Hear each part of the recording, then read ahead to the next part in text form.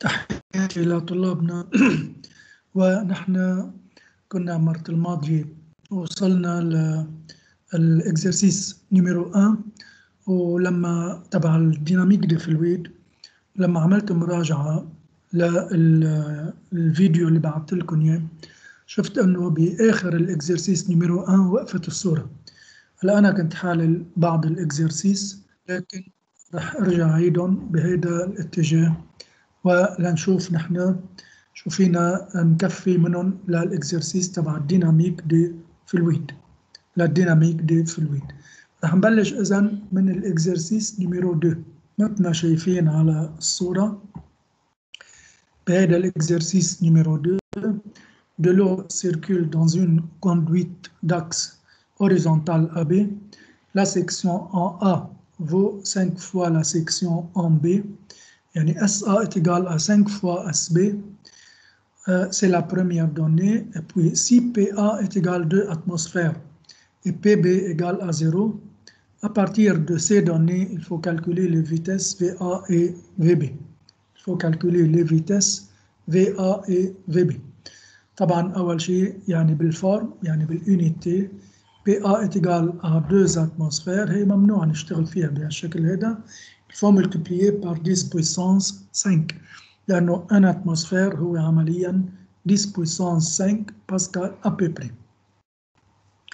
Bien, ce qui nous intéresse ici, c'est une conduite d'axe AB horizontal. يعني c'est un écoulement horizontal. C'est un écoulement horizontal. يعني معناتها من وراء هيدي الإكريتور اللي عندي هون، من وراء هيدي الإكريتور اللي عندي هون في عندي شغلة هالإكزرسيس اللي هو مثل ما قلت écoulement horizontal. يعني في عندي شغلة إنه بين ال A وال B عندي section 5 SA égale 5 fois SB. écoulement horizontal أول شيء بيجي للبال هو l'application du théorème de Bernoulli. l'application du théorème de Bernoulli. بهيدا التيوريم اللي قدامنا هيدا الفورم للإكزرسيس اللي نحن عم نحكي عنه عندنا l'écoulement de gauche à droite وعندي يعني de l'eau qui passe de A et puis vers B. طبعا au point B في عندي شيء اسمه l'étranglement أو rétrécissement de la section لأنه SB est égal à SA sur 5. Donc pour la première vue on applique le théorème de Bernoulli entre les deux points A et B. Pour cela j'écris le théorème اللي هو راح يكون sous cette forme. نفس ال PA plus rho GHA plus 1 demi rho VA au carré égale PB plus rho GHB plus 1 demi rho VB au carré. اللي بيهمني هون par hypothèse PB est égal à 0. PB est égal à 0. بعدين HA est égal à HB. ليش؟ لأنه l'écoulement horizontal. Les deux points A et B se trouvent sur le niveau horizontal, donc HA est égal à HB. يعني وين ما بدي هون بقدر باخد الريفيرانس من هون ومن هون.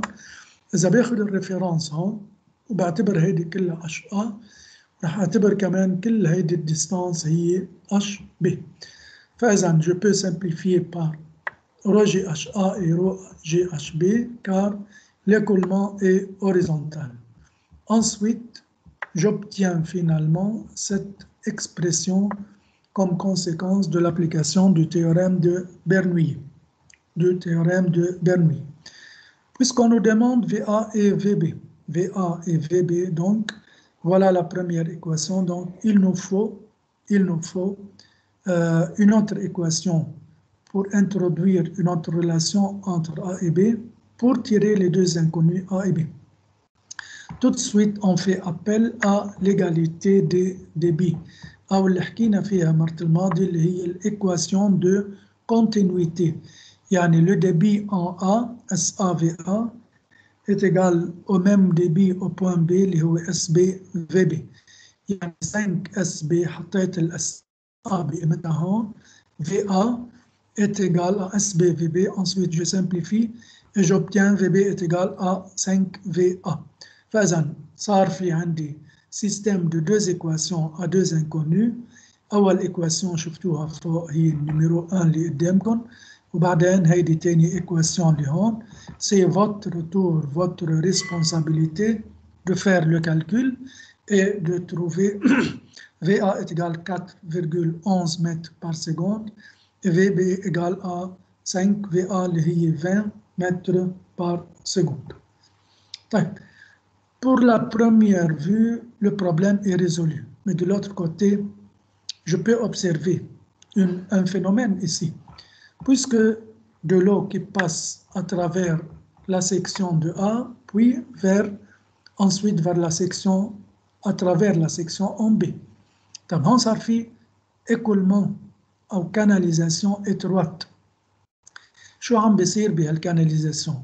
عم شوف إنه la pression au point B est égale à 0, mais la pression au point A est égale à 2 fois 10 puissance 5 pascal. وفي عندي كمان إنه nous avons vérifié que la vitesse en A est plus faible, la vitesse en A est plus faible que la vitesse en B. يعني au point B la vitesse est plus grande. فإذا je répète, au point B nous avons un phénomène comme quoi la pression est plus faible, mais la vitesse à cet étranglement, à cette canalisation étroite, la vitesse est plus grande. Ça fait appel au phénomène de Venturi. C'est pour cela on reprend numériquement, on vérifie numériquement l'effet Venturi à travers ce calcul sur l'étranglement au point B comparé au point A. Je vérifie numériquement ainsi l'effet Venturi. Bien. Passons maintenant à l'exercice numéro 6. هلا قبل ما امشي على numéro 6 numéro 3 فيكم تحلوه هو ذاته. numéro 3 بيشبه كتير النيميرو 1 بيشبه كتير النيميرو 1 وعندي النيميرو كمان هذا السانك اللي قدامي والسانك والسيس تقريبا بيشبهوا بعض. اللي نحن راح نحله هو exercice numéro 6. بيقلنا الاكزرسيس هون une seringue horizontale كمان horizontale est supposée former de deux parties cylindriques de section 2 cm en A et 1 mm en B. فإذا عندي هيدا السرنج formé de deux parties. الإبرة يعني محل الإبرة 1 ملم كاري، في عندي البارتي سيلندريك اللي عندها سيكسيون SA اللي هي 2 سنتيمتر كاري. Elle contient de l'eau. كتير منيح. En négligeant la viscosité de l'eau, déterminer la vitesse VA et la pression PA au point A pour que la pression au point B soit égale à la pression artérielle PB اللي هي 120 mm Hg et la vitesse au point B soit égale à 0,4 mètres par seconde. كتير هون لما أول شيء عم بيقولوا لنا الإيكولمون هوريزونتال وكمان en négligeant la viscosité معناتها شغلة وحدة إنه nous sommes dans l'état des fluides parfaits. يعني on peut appliquer directement le théorème de Bernoulli. Le théorème de Bernoulli. طيب فإذا إذا بدي أرسم أنا الشيما بالنيميرو 6 هيدا الشيما اللي راح يكون قدامي هيدا هو الشيما. فإذا هيدا السرنج هيدي البارتي سيلندريك وهيدي يعني الإبرة محل ما منشكل الأرتير هون محل العضل هون محل الشريان تحديدا. كتير منيح. فإذا هلا بيجي أنا أول شغلة إذا طالبين منا الفيتاس أو بوان A الفيتاس أو بوان A أول شغلة الواحد شو بيفكر بيطبق بيرنويي entre A et B. طيب إذا جينا لنطبق بيرنويي entre A et B بكتشف بعدين إنه راجعين سائليننا عن شو؟ عن البريسيون هون أو بوان A. بدي البريسيون أو بوان A. يعني إذا بدي استعين بالتيوريم دو بيرنويي معناتها إنه théorème de Bernoulli contient des autres inconnus, donc ça ne marche pas. بينما بلاحظ بالميثود دو كالكول انه معي سيكسيون ان A ومع السيكسيون ان B ومع الفيتيس او بوان B. شو بتذكر ساعتها هون؟ بتذكر مباشرة l'équation de continuité أو l'égalité de débit. SAVA égale SBVB، يعني بحط كل شيء بقيمته بهالإكواسيون et je trouve l'expression de VA qui est égale à 2 fois 10 puissance moins 3 mètres par seconde. Et la vitesse de déplacement de l'eau au point A juste au voisinage de la partie cylindrique. هيدي البوشون هون اللي بندفش فيها الأو. فإذا le point A à proximité de cette partie cylindrique عند la vitesse en ce point est égale à 2 fois 10 puissance moins 3 mètres par seconde. De l'autre côté, il faut tenir compte que la section en A est égale à 2 cm². بدي أحولها لشو؟ للمتر كاري، يعني بدي أضرب فيها 10 puissance moins 4.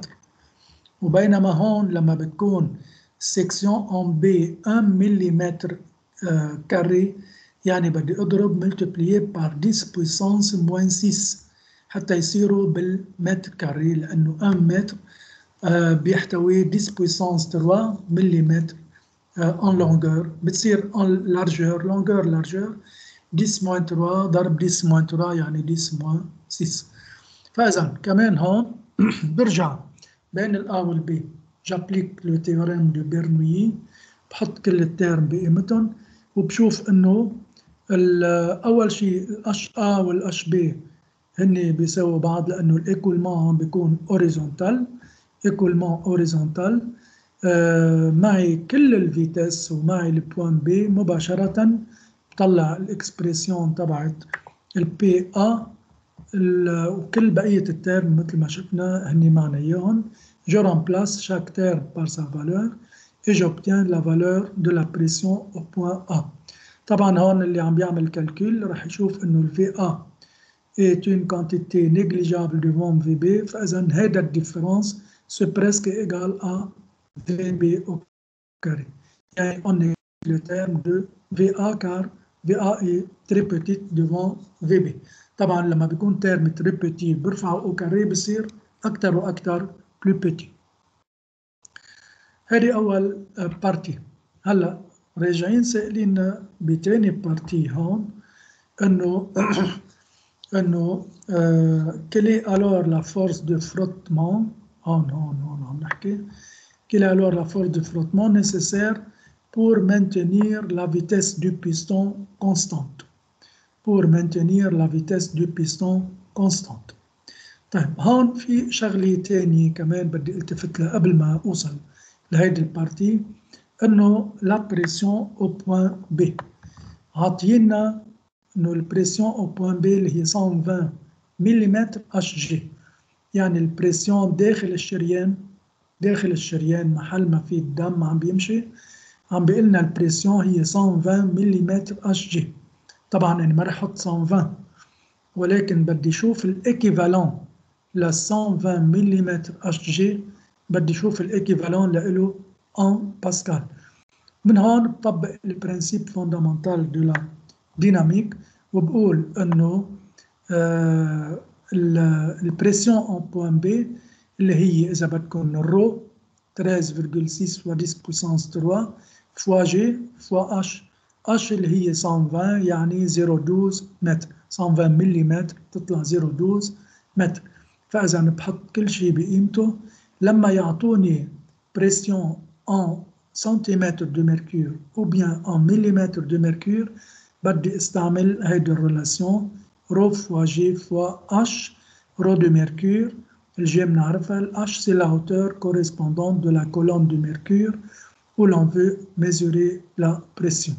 فإذا صار في أحط كل تيرم بقيمته هون، بيطلع عندي الفالور 0.16 fois 10 puissance 5 باسكال، أو في يقول عنها 0.16 P0. طيب بنرجع للسؤال الأخير، قلنا جيبوا لي الفورس دو فروتمون.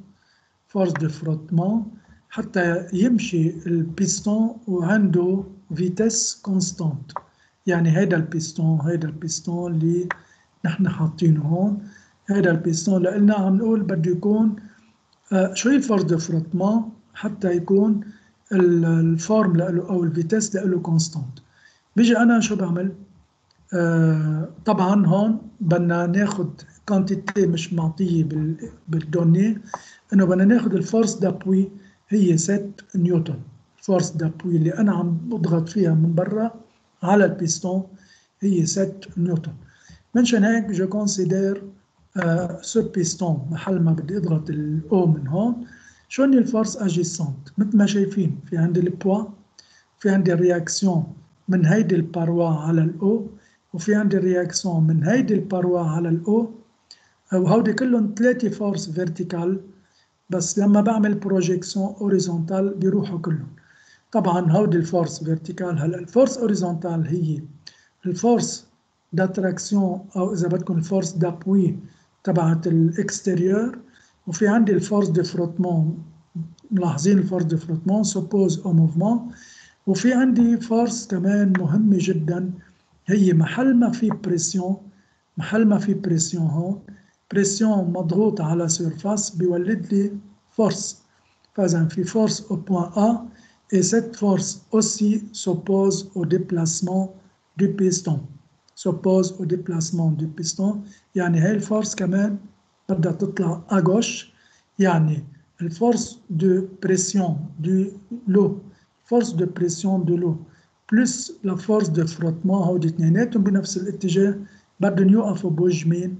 بوجه هيدي الفورس دابوي اكستيريور محل ما انا بدي اضغط لتتحرك الابره. فاذا بجمع كل هودي الفورس اللي شفتهم، بعمل بروجيكسيون سور لوريزونتال وادروات، رح يطلع معي هيدي الفورم شايفينها. الفورس extérieure اللي هي الفورس d'appui moins la force de frottement moins la force de pression de l'eau اللي هو en contact avec la paroi de la piston. فإذا la paroi du piston، فإذا صار في عندي la force de frottement F est égale grande F moins FA. لاحظين شو رح حط هون ال FA، رح أقول عنها إنه هي عبارة عن PA fois SA محل ما في بريسيون وسيرفاس معناتها صار في فورس. فإذا بعمل كالكول اف هي 6 نيوتن، البي ا جبتها قبل شوي والاس ا معي اياها، فإذا الريبونس رح يكون هو 3.8 نيوتن. سي لا ريبونس فوليو، هلا بنرجع كمان بس لارجع شدد على الريمارك اللي قدامي، انه لما بدي اضغط على البيستون حتى مشي المي، في عندي طبعا في فورس دو فورس كي سوبوز، ان الفورس دو فروتمون تبعت البيستون مع الباروا تبع السيلندر يعني محل ما رحنا، وبنفس الوقت في عندي الاو اللي هون اللي عنده بريسيون ديجا كالكولي او بوان ا على هيدي السيرفاس دو سيت باروا، بيعمل لي فورس دوبوزيسيون. يعني المي ما بيساعد الاف الفورس دابوي، المي عم بيوقف بوجهه. اذا عم بيوقف بوجهه دونك سي اون فورس دوبوزيسيون. ليكو كيف عملت انا لما عملت بروجيكسيون، قلت انه هيدي الفورس اللي عم تضغط موان لا فورس دو فروتمون موان لا فورس دوبوزيسيون est égal à 0. ليش est égal à 0؟ لانه somme des forces extérieures est égal à 0، لانه مطلوب من البيستون يكون عنده فيتيس كونستانت. فإذا de cette façon on termine le traitement de cet exercice اللي هو كان l'exercice numéro 6. نيجي للإكزرسيس اللي هو نيميرو 7. شو هو الإكزرسيس نيميرو 7؟ بهيدا النيميرو في عندي هذا السيستم اللي قدامي على الرسمة هون، اللي مسمينه هيدا تيوب دو فونتوري. ليش مسمينه تيوب دو فونتوري؟ لأنه في عندي سيكسيون كبيرة وبعدين وراها في سيكسيون اترانجلمون، خنقة او بوان بي، يعني محل ما في كاناليزاسيون اتروات، معناتها صار فينا نقول انه سي ان تيوب دو فونتوري. طبعا عندي الديامتر او بوان A وعندي الديامتر او بوان B. لما بيكون عندي ديامتر يعني هيدي السكسيون برينسيبال راح تكون هو سيركل، يعني سيركل من هون وهيدي سيركل من هون، أكيد هون بيكون في سيركل. فإذا ديامتر ان A 8 سنتيمتر والديامتر ان B اللي هو 4 سنتيمتر. طيب il sert à mesurer le débit de l'eau en circulation. فإذا من وراء هيدا السيستم في أعرف الدبي دلو، قديش عم بيمرق مي بالسكوند، قديش الفوليوم دلو ريكويي ان 1 سكوند. بس هيدا السيستم حتى يساعدني بالكالكول ديريكتومون بيجي أنا بربطه بتيوب مانومتريك. شايفينه هيدا التيوب مانومتريك، وهذا اللي عندهم التري اوريزونتو هو عبارة عن ميركور. وعم بيقول لي انه بين البارتي غوش والبارتي دروات في عندي دينيفيلاسيون دو لو دو هوتور 22 سنتيمتر، فإذا أول شيء il faut calculer la vitesse de l'eau au point A. la vitesse de l'eau au point A. طبعا إذا بجيب الفيتس دو لو بوان A يعني immédiatement بقدر جيبها بوان B. قبل ما بلش التريتمون لهيدا الإكزرسيس لازم أعرف شغلة كتير فوندامنتال، إنه هيدا التيوب دو فونتوري il est composé de 2 grandes parties. أول شيء هاي البارتي أوريزونتال اللي هي عمليا فلويد اللي هو O à l'état dynamique، يعني في عندي هون هيدروديناميك، بينما بقلب التيوب مانومتريك في عندي دو ميركور à l'état statique. فإذا التيوب مانومتريك à l'état statique والتيوب دو فونتوري اللي عنده écoulement horizontal هو à l'état dynamique. هيدا له ريجل وهيدا له ريجل. يلا فإذا passons à la solution. طبعا هذا الشيما هو ذاته اللي عم نحكي فيه. أول شغلة بدي طبق التيوريم دو برنويي بين هودي 2 بوان A et B. بقول أنا PA plus rho GHA plus 1 demi rho VA au carré بيساوي PB plus rho GHB plus 1 demi rho VB au carré. هلا اللي بلاحظوا أول شغلة إنه بدي أنا البريسيون A وبدي البريسيون B، وناقصني كمان مطلوب من الفيتس A والفيتس B. فإذا تيوريم دو برنويي هون مشكلة، طيب لاحظوا هون بيجي أنا للبارتي ستاتيك، محل ما عم بمشي الكورسور هون بيجي لهي البارتي ستاتيك، هيدي اللي قدامي من هون. بهي البارتي ستاتيك في عندي دو ميركور أوريبو، هذا الميركور أوريبو كثير منيح، والدينيفيلاسيون بين الدروات والغوش هو اش. طيب هون بالإيتا ستاتيك j'applique le principe fondamental de l'hydrostatique. Pour cela, j'ai intérêt à prendre 2 points M et N appartenant au même niveau et pour le même fluide اللي هو الميركور. فإذا PM est égal à PN. كتير منيح. خلينا نشوف شو في فوق ال PM بالأول.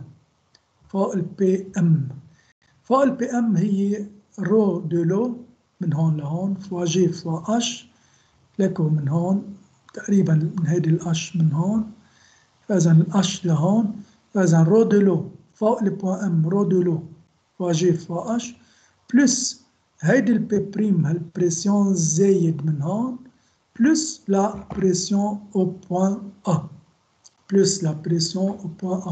فإذا عم بتطلع هون شوف في فوق البوان ام à l'état statique في عندي انه رو دو لو فوا جي فوا اش بلس بي بريم من هون لهون بلس لا بريسيون ديكولمون او بوان ا. البوان ا ماشي الفلويد وعم ماشي لانه في بريسيون بالبوان ا. طيب بيجي للبوان ان، بتطلع بالبوان ان هون، بالبوان ان شو رح يطلع عندي هون؟ بتطلع شو في فوق البوان ان، في ميركور دو هوتور اش، فاذا شو رح اقول؟ رو دو ميركور رو دو اش جي فوا جي فوا اش بلس هيدي البي بريم الزياده اللي هي ذاتها بينت بالميل الثانيه بلس بي بريم بلس بي بي بلس بي بي. بقوم انا شو بعمل؟ بقول من ورا هيدي الاكريتور انه بي ام اتيجال ا بي ان، بقول انه بي ام اتيجال ا بي ان، بحط اللي حكيتهم قبل شوي وبعمل الايجاليتي. بلاحظ انه البي بريم بتروح، ولكن من ورا هاي الايكواسيون صار في يجيب البي ا موان بي بي، يعني انا ما ضروري طلع شو هي البي ا ولا طلع شو هي البي بي. Il nous suffit de déterminer la différence de pression PA moins PB pour l'utiliser dans l'expression du théorème de Bernoulli. فإذا PA moins PB إذا عملت الكالكول تطلع رو دو اش جي موان رو دو لو فوا جي فوا اش. فإذا جبنا هلا البي A موان بي بي. برجع هون مرة جديدة لتيوريم دو برنويي، برجع للتيوريم دو برنويي. بين الآ والبي مثل ما شفنا قبل شوي. بيطلع لي هيدي الكونتيتي. بشيل الأش من هون ومن هون لأنه الآ والبي se trouvent au même niveau horizontal، وبرجع بقول بي A موان بي بي. عرفتها شو بتساوي أنا قبل شوي أليتا ستاتيك، ولكن البي A موان بي بي بهي الفورمول دو برنويي هي ان دمي رو دو لو في بي أو كاري موان في دو A أو كاري. بدنا ننتبه لشغلة انه بالتيوريم دو برنويي il faut utiliser رو دو لو بس لحالها، لانه le corps qui est à l'état dynamique هو الأو. فإذا صار بي A موان بي بي اللي بتساوي à l'état statique بتساوي هي ذاتها à l'état dynamique. بلاحظ انه اذا بعمل كالكول هي بعرفها، الانكونو هن في A و في B. طيب هي اول ايكواسيون، برجع بدخل شو؟ الايكواسيون الثانية اس ا في ا اتجال اس بي في بي، ولكن الاس ا في ا اتجال اس بي في بي، اس ا هي بي دي ا او كاري سور 4، من الاس ا هي بي ار 2 والار اتجال ا دي ا سور 2 يعني بي دي 2 سور 4 فوا في ا égale اس بي اللي هي بي diamètre de b au carré sur 4. بشيل البي سور 4 من الميلتين بيطلع عندي هيدي الكونتيتي. فإذا هيدي مع هيدي الفورمول بشيل أنا هون، بشيل الفي بي من هون وبحط الفي بي شو بتساوي؟ دي ا او كاري سور في فوا في ا سور دي بي او كاري، بحط لها قيمتها للفي بي هون وبرجع بطلع، او مثل ما انا عم عامل هون مطلع الفي بي بالاول. فاذا بطلع الفي بي بحط الفي ا لكان بقيمتها، الفي ا بتساوي هيدي او كاري في بي سور دي ا او كاري بحطها بقيمتها هون، ولكن جي ليليف جو في الفي سيت كونتيتي او كاري. برجع بيطلع معي كالكول هون، بيطلع الرابور دي ديامتر انا معي دي ا سور دي بي هو 1 دمي على بويسانس 4 صار في شي تيرم ان 16، وبنرجع بنكفي الكالكول بيطلع الانكونيو هو تبعت الفي بي اللي بتطلع 7.68 متر بار سكوند. نفس الشيء هون كمان، إذا جبت الفي بي بقول أنا إنه بحط الرابور دي ديامتر هون بيطلع الفي هي في بي سور 4 يعني 1.9 متر بار سكوند. مرة تانية بشوف إنه dans l'étranglement يعني dans la canalisation étroite au point B عم شوف البريسيون en B est plus faible، شايفينها بالكالكول فوق، mais la vitesse est plus grande، la vitesse est plus grande. فإذا je retrouve une seconde fois l'expression de l'effet Venturi أو l'expression qui prouve l'effet Venturi. هلا تاني سؤال عم بيقلنا اللي هو هذا البيت دو بروبليم، تروفي la valeur أو إذا بدكم تروفي le volume recueilli dans une heure. بدخل أنا الإكسبريسيون للديبي الدي بي هي اس ا في ا او الاس بي في بي، بحط للآ، فإذا اس ا، الفي ا هي بي ضرب هيدي الار او كاري، يعني بي فوا ضرب هيدي او كاري، بيطلع الجواب فوا 10، بيطلع هيدي الفالور نيميريك اللي هي 9.54 فوا 10 موان 3 متر كوب بار سكوند. فإذا طلع من عندي هون مع شوية كالكول هيدا الدي بي، بس طلع هيدا الدي بي بحط أنا إنه هيدا الدي بي شو هو؟ هيدا الدي بي هو عبارة عن فوليوم سور طون، فوليوم سور طون. هلا شو بصير الفوليوم؟ بيساوي الفوليوم هيدا الدي بي ملتبليي بار تي اللي هي 3600 سكوند، لأنه بدي الفوليوم ريكيي ان 1 اور. بقول إنه الفوليوم ريكيي ان 1 اور بيساوي هاي الكونتيتي ملتبليي بار تي qui est égal à 3600 secondes.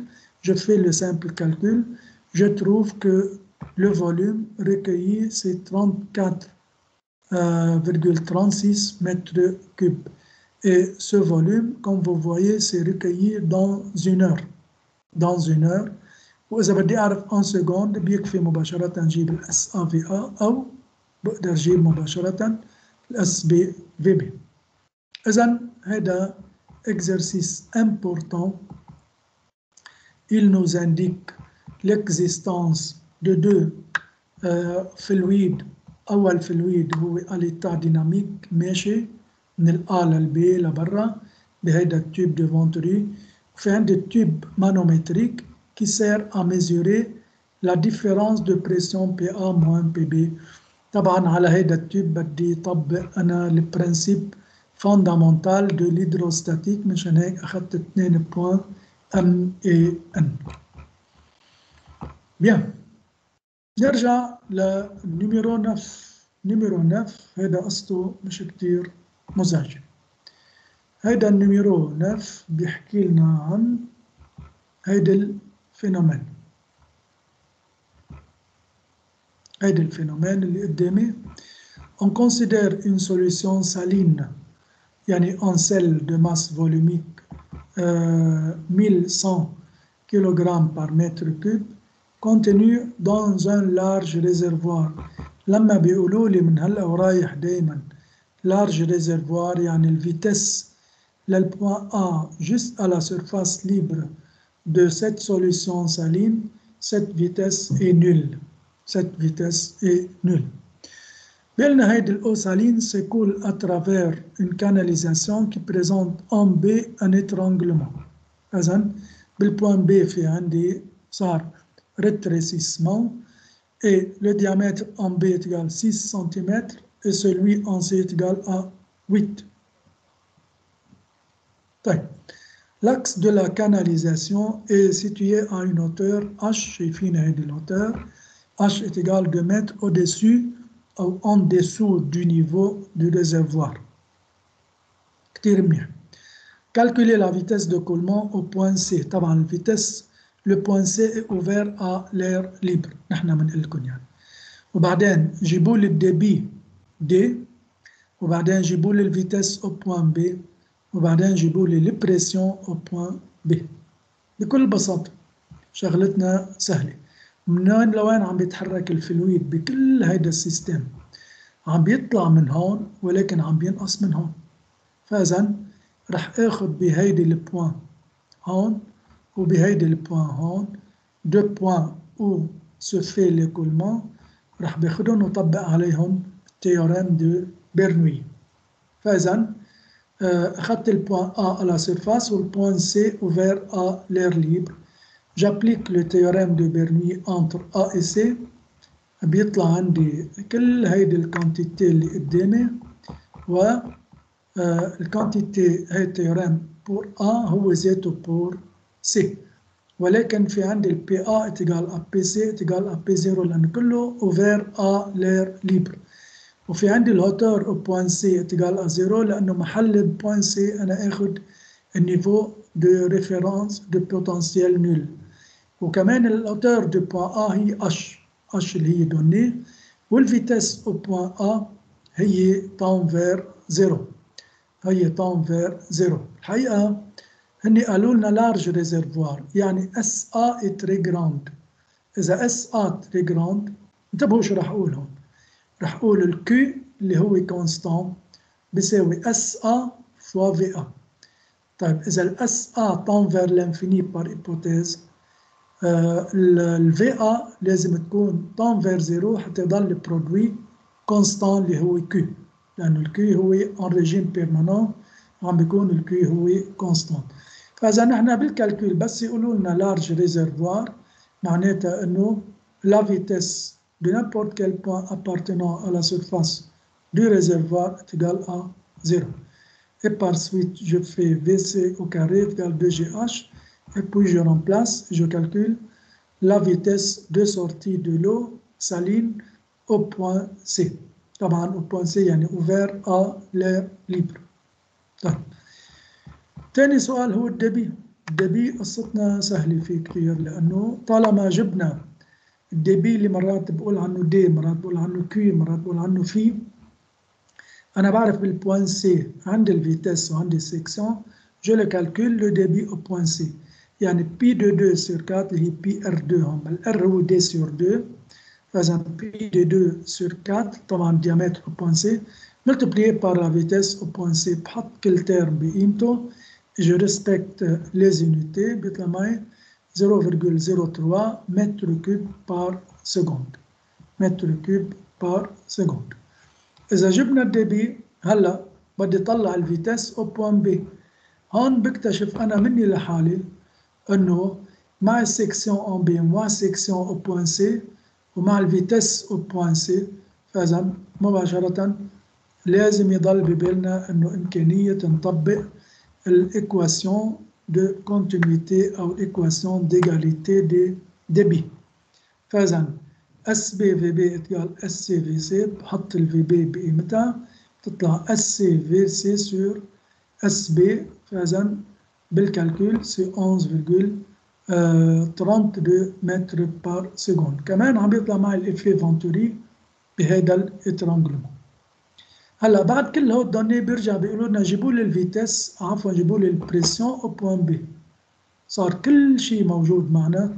طبق تيوريم دو بيرنويي بين البي والسي، طبق تيوريم دو بيرنويي بين البي والسي لأوصل لمرحلة انه طبعا هون بين البي والسي اثنيناتهم ماشيين بإيكولمون اوريزونتال، اش بي مع الاتش سي سو سمبليفي او الكونتيتي بيروحوا من هون ومن هون، وعندي البي سي اتجال ا بي 0، بي سي اتجال ا 0، وعندي كل الترم وعندي الرو وعندي كل شيء، فاذا جو رامبلاس chaque terme par sa valeur et j'obtiens la valeur de 0,56 fois 10 puissance 5 pascal ou bien 0,56 P0 اللي هي P0 la pression atmosphérique. كمان مثل ما شايفين هون l'effet Venturi est bien remarqué. L'effet Venturi est bien remarqué. طيب نيجي لنيميرو 10 اللي هو هذا آخر واحد بالسيري. نيميرو 10 اللي هو آخر واحد بالسيري. طيب شو بيقول لنا النيميرو 10؟ النيميرو 10 هو بكل بساطة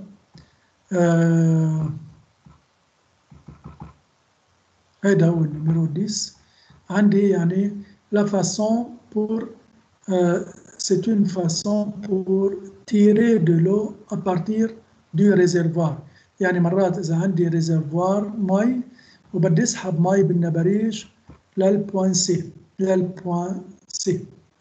هلا à partir de cela هذا مسمينه système du siphon. système du siphon اللي هو formé de réservoirs de très grande surface طبعا au point A. هذا الريزرفوار اللي هون عم نشوفه au point A dont l'extrémité A est plongée dans un réservoir supposé parfaite.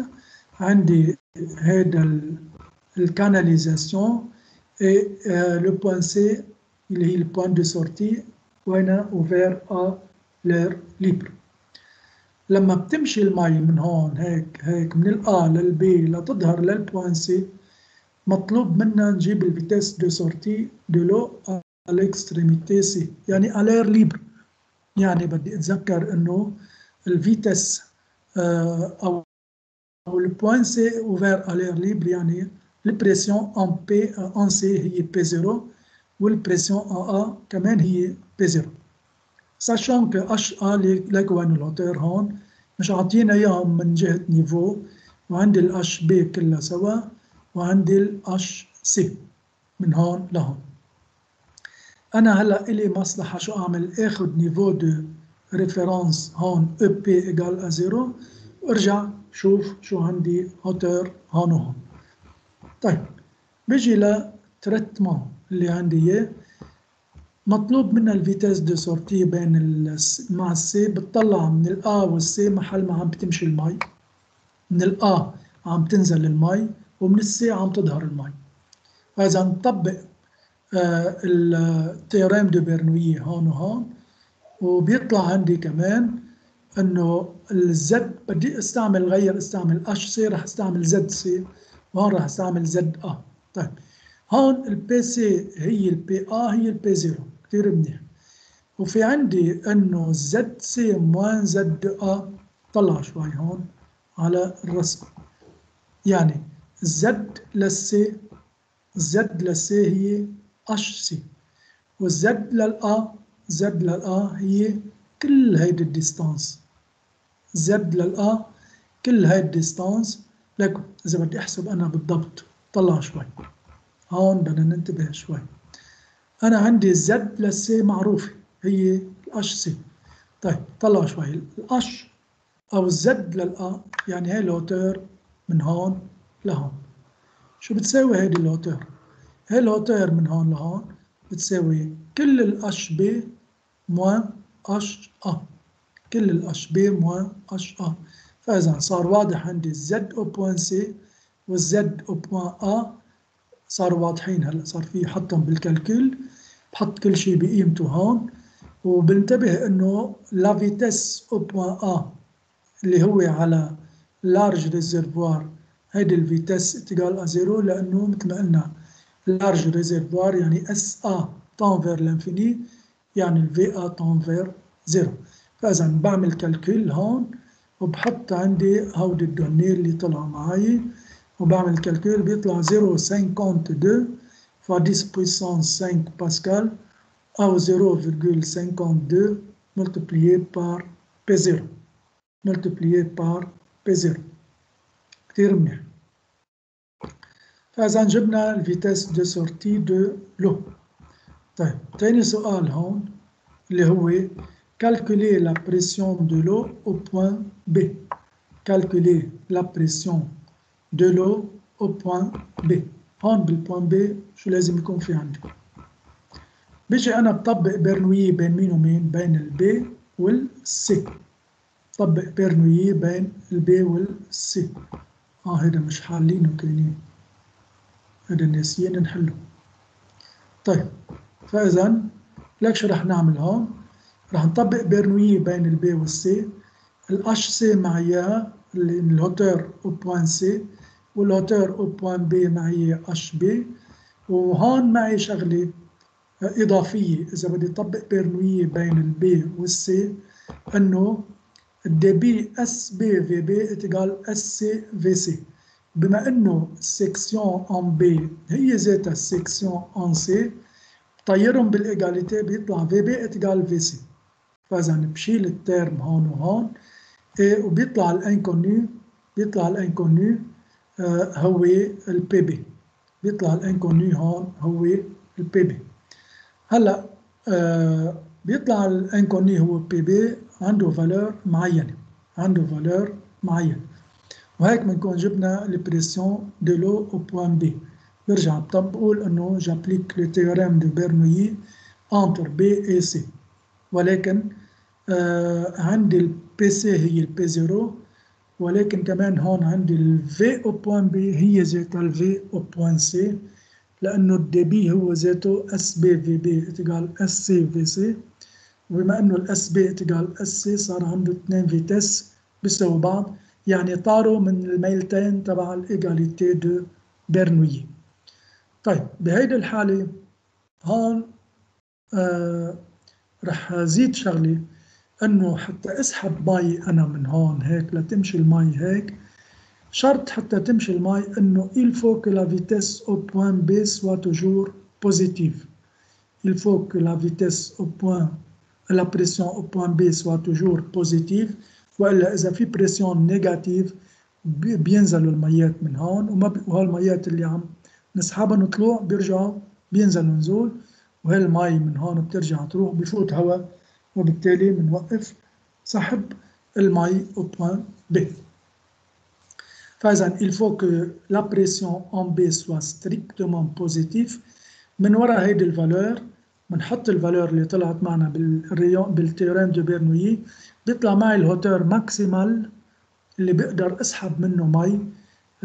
عادة هيدي الهوتور ممكن اعمل لكم اياه هيدا بشي كالكول، لازم يطلع معي الهوتور 10 امتار، يعني ما بقدر اسحب مي طلوع الا بس بارتفاع 10 امتار، وبعدها بصير هون البريسيون نيجاتيف، وما بيعود في يكفي اعمل تيراج دو لو. طيب فاذا نحن هيدا البروبليم كمان خلصناه، مثل ما شايفين هودي كلهم، كل شيء هون له علاقه بالفيسكوزيتي هو عمليا مش مطلوب. هلا نحن هون صار فينا نوصل لهالاكزرسيس اللي قدامي، هو هذا اكزرسيس سوبليمونتير. كمان هو كل السوبليمونتير هن عمليا جايين بدورات. فاذا ان لارج ريزرفوار، عندي هذا لارج ريزرفوار اتوب اسي. فاذا هذا اللارج ريزرفوار كله سوا هون اللي قدامي، ولكن هذا ميني دان توب اسي. شايفينه هذا التوب من هون لهون، هذا التوب اسي، هذا التوب اسي، يعني معناتها الفلويد قاطع من الآ للبوين سي فير l'extérieur. يعني هذا الريزرفوار الكبير est muni de ce tube AC. هلا عاطينا ال V de A est égal 4 mètres par seconde. الفيتس هون الفيتس au point A juste à l'orifice est égal à 4 mètres par seconde. وعاطينا الفيتس au point C كمان اللي هي 6 mètres par seconde. On nous demande de déterminer la dénivellation H entre A et B. أو لا، la dénivellation H entre A et B est de 2 mètres. شايفين هون هذه الهوتور من هون لهون هي 2 mètres. فإذا on nous demande que si la pression PA est égale à 3 fois 10 puissance 5 pascal, calculer la pression au point B. Calculer la pression au point B. فإذا إذا كان البريسيون à partir de ces données، إذا كان البريسيون هو هالقد بالبوان A، جيبوا لي البريسيون au point B. هلا قصتنا سهلة، بين ال A وال B je peux appliquer le théorème de Bernoulli.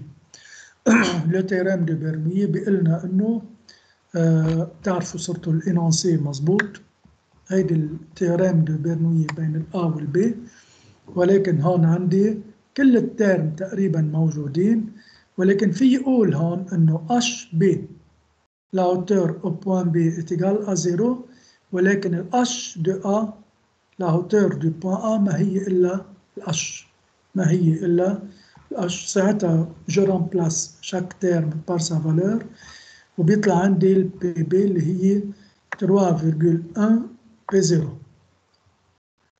PB هي عم تطلع 3,1 P0.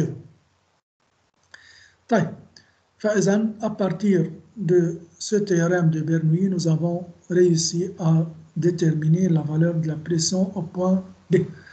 ما تنسوا هون بهيدي الرسمة أخذت الأوريجين du potentiel هو au point B، حطيت HB est égal à 0، وحطيت الهوتور du point A هي H، هي H.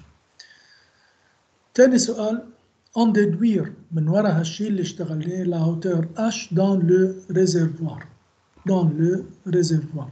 فإذا بدي الهوتور H dans ce réservoir، يعني الأش عمليا هي الهوتور بين الأ وبين الدي، بين الأ وبين الدي.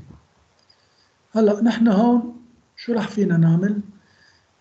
فينا نقول انه طبق برنويه بين البي وبين الدي.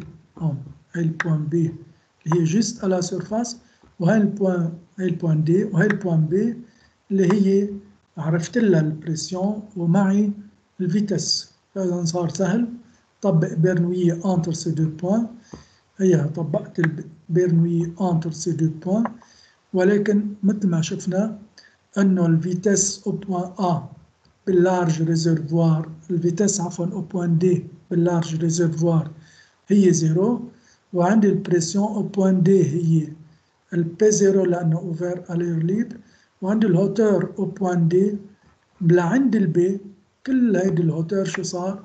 جراند اش بلس بوتي اش. هاي الهوتور او بوان بي او بوان دي من عند الدي لعند البي، لأنه البي هي النيفو 0 تبع البوتنسيال.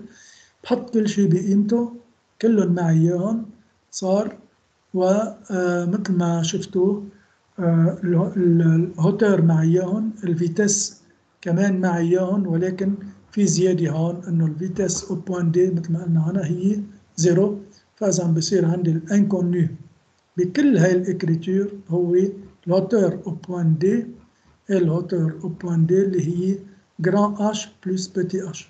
بس جيب الاش او بوان دي ساعتها بشيل منه هيدي الفالور اللي هي دوني دو بروبليم، بيطلع لي الهوتور اش اللي عم بيطلع عندي 21 متر. 21 متر. برجع بقول انه بهيك نوع من الاكزرسيس بيهمنا كتير نعمل الكالكول، بيهمنا كتير نعمل الكالكول. طيب فإذا اللي بعد بيهمني هون فينا نحن للمرة الجاية، للمرة الجاية بنكفي من السوبليمون 2 لنوصل ل 2. شو في عندي بعدين؟ من 2 ل 5. هودي مرة الجاية بعملكم اياهم بسيانس وحدة منخلصهم، ساعتها بنكون خلصنا كل شيء بيتعلق بالفلويد. كل شيء بيتعلق بالفلويد. انتبهوا بهيدا السوبليمون نيميرو 2 كله مكرر، ولكن بدنا ننتبه نحن من هلا ورايح لنصير نشتغلهم لحالنا. فمرة الجاي نحن بدنا نكفي من جهة البروبلم أو السوبليمون نيميرو 2 ونكفي للآخر لنخلصهم. لكن هون بدي انتبه لشغلة، لرمارك كل مرة بقول بدي أعطيكم إياها. بدي هون خدوا مثلا هاي الرمارك، انتبهوا منيح لهاي الرمارك اللي بدي أقولها. هاي الرمارك اللي بدي أقولها مثلا فينا ناخدها بأي إكزرس. لما عم بشتغل بالإيدروديناميك، يعني عدة الشغل أوتي دو ترافاي هو تيوريم دو برنويي والإيغاليتي دي ديبي. طيب بينما بالإيدروستاتيك عم بيكون عندي البرنسيب فوندامنتال دو الإيدروستاتيك. لما عم بقول انه بالبرنسيب فوندامنتال دو الإيدروستاتيك، خلوني اخذ هيدا اكزامبل مباشر اكثر احسن. خذوا لي هذا الاكزامبل. لما عم بحكي انا باكزامبل من هالنوع، بدي ارجع اكرر انه بالبرنسيب فوندامنتال دو الهيدروستاتيك بدي اطبق انه البي ايجال رو جي اش، او الدلتا بي ايجال دلتا بي ايجال رو جي دلتا اش. طيب اخذت هون بالتيوب مانومتريك اليتا ستاتيك، قمت قلت انه البريسيون او بوان ام هي رو جي اش ام. هيدي الهوتور بالبوان ام بالإيدروستاتيك لازم انتبه منيح للبريسيون اللي موجود فوق البوان ام. فإذا لما بدي أدرس بالإيدروستاتيك بي دو ام بدي أدرس شو في فوق البوان ام. جماعتهم أنا لما حليت البروبليم كان في رو جي اش تبعت المي، وفي عندي هاي البي بريم الزيادة من هون لهون، وفي البريسيون او بوان ا. فإذا لما بقول بي دو ام رو جي اش ام يعني بتطلع بالاش اللي هي فوق البوان ام، وهيدي دايما بالهيدروستاتيك. بينما لما بدي اشتغل هالمرة بالهيدروديناميك، لما بدي اشتغل بالهيدروديناميك رح اقول انه اش ا اتجال، طلع شوي، رح اقول هون انه هيدي الاش ا باخد اوريجين دو بوتنسيال وبحسب الاش ا من البوان ا لعند الاوريجين دو بوتنسيال، وبيطلع عندي هي الهوتور دو بوان ا. نفس الشيء للبوان بي، بدي احسب من البوان بي ونزول لأحسب من عند الأوتور من البوان بي لعند الأوريجين دو بوتنسيال. بما أنه هون بهالكا بارتيكولي بما أنه اون ميم نيفو يعني H1 اتجال H2، اللي بدي أقوله بالتيوريم دو بيرنويي اللي هون، بهذا التيوريم دو بيرنويي بدي أحسب رو جي اش، ولكن الاش اللي هي تحت البوان محل ما عم باخدها. ولما عم بقول هون كمان رو جي اش عم باخد الهوتور اللي هو تحت البوان، يعني من عند البوان للأوريجين دو بوتنسيال. بينما بالبرنسيب فوندامنتال دو الهيدروستاتيك الاش اللي بدي احسبها هي الاش او ديسو، اش هي بتكون او ديسو دو بوان où l'on veut calculer la pression. فإذا بحسب الهوتور au-dessus du point étudié بحالة الهيدروستاتيك، بينما بحالة الهيدروديناميك بحسب من الأش ونزول. باختصار بالهيدروستاتيك بحسب من الأش من البوان والأش طلوع الأوتور اللي فوقها، بالهيدروديناميك بحسب من عند البوان للأش اللي هي نزول. تبعنا يعني بالهيدروستاتيك الأش من عند البوان والطلوع هيدي بتكون الأش، بالهيدروديناميك من عند البوان ونزول هي بتكون الأش. يعني بكلمتين بالهيدروستاتيك بحسب طلوع، بالهيدروديناميك بحسب الهوتور اللي هي نزول. هيدي ريمارك امبورتانت ممنوع الغلط فيها، لأنه أي غلط فيها بيعمل لي غلط جراف بقصة التيوريم دو بيرنويي، ولما نغلط بالتيوريم دو بيرنويي نحن عم نشتغله أكيد الجواب بده يطلع غلط، والديدكسيون كمان بدها تطلع غلط. فإذا مسؤولية الطالب هون إنه يعرف بحالة البروبلمات اللي عم نشتغلها بالفلويد مين اللي هو أليتا ستاتيك ومين اللي هو أليتا ديناميك. مثل ما شايفين هون نحن مسؤوليتنا بهذا النوع من البروبلم انه بما انه في ايكولمون من عند الآ للبي حسب ما ماشي الاسهم هون، معناتها من الآ للبي بهيدي البارتي اليتا ديناميك جابليك لو تيوريم دو بيرنويي، بينما من عند هيدي البوان ا ونزول هيك اللي هو اليتا ستاتيك بدي يطبق التيوريم او يطبق البرنسيب فوندامنتال دو الهيدروستاتيك. هون هيدروستاتيك وهون هيدروديناميك. بكل البروبلمات اللي راح شوفها بعدين كمان بدي ميز بين هودي الحالتين لأعرف، لأنه أي تطبيق لتيوريم بغير محله هو فور دو برنسيب، وأي تطبيق لبرنسيب بغير محله هو فور دو برنسيب. مثلا لو بدي طبق أنا البرنسيب فوندامنتال دو الهيدروستاتيك بين الآ والبي، هي مشكلة يعني دي فوت دو برنسيب طار العمل. أو بين البوان ام والبوان ان بدي طبق تيوريم دو بيرنويي، كمان هيدي فوت جراف أو فوت دو برنسيب، خلص العوض بسلامتكم طار البروبلم. هيدي مسؤوليتنا جميعا نميز بين هودي الأمور.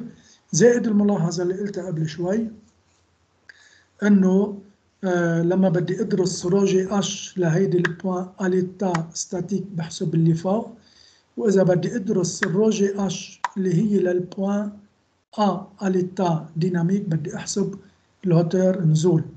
فاذا هودي كمان ملاحظتين أساسيات.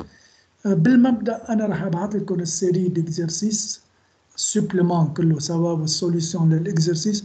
بالمبدأ أنتم فيكم تحلوا كل شيء، لكن راح أرجع أنا أعمل سيليكسيون لكلكو بروبليم المرة الجاية. أتمنى لكم أوقاتا سعيدة ويعطيكم العافية.